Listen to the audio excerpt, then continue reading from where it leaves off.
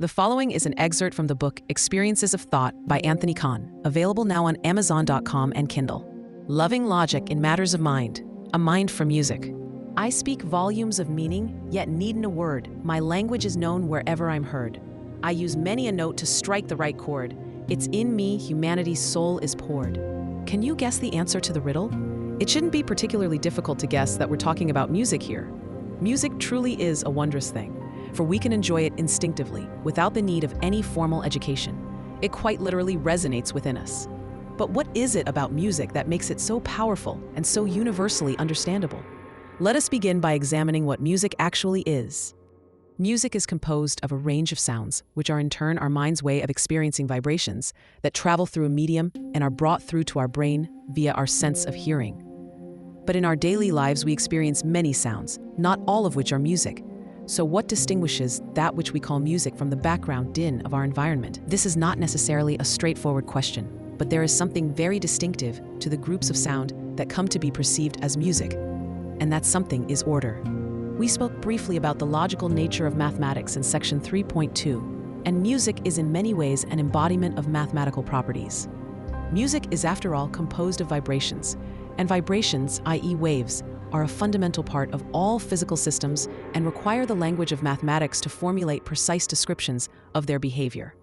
When describing music, we frequently talk of such attributes as harmonics and octaves, amplitudes and pitch, and a whole host of terms which take their meaning from the mathematical descriptions of waveforms. Why do some note combinations strike us as unpleasant, while others blend together beautifully? Look no further than the omnipresent phenomenon of wave interference. The pitch of a pure tone or note is determined by the frequency of its vibration, and if we combine it with another note of different pitch, we produce an interference pattern. As the waveforms of the two notes overlap, they will sometimes interfere constructively and other times destructively.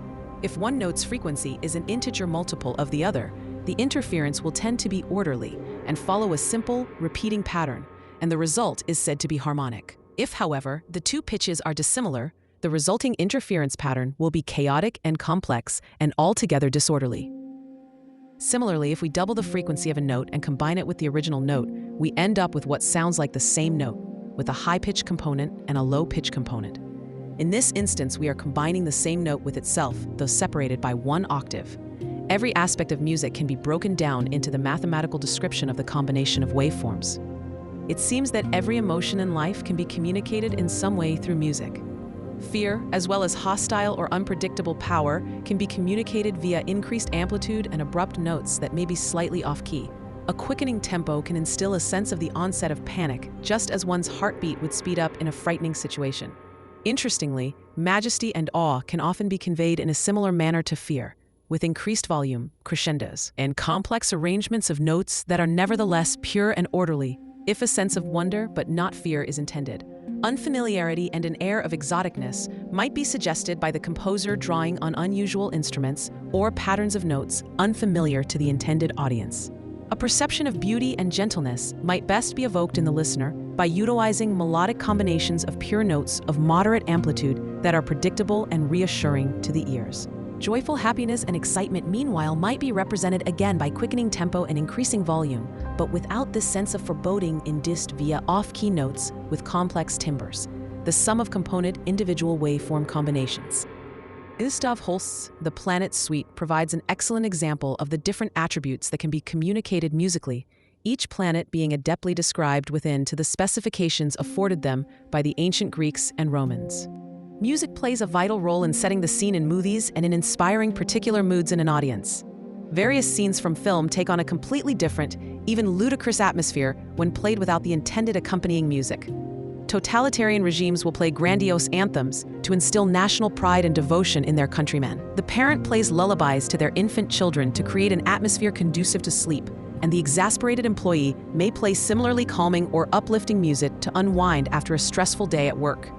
Dementia patients in nursing homes can find a connection with music when a majority of their cognitive functions are no longer operational.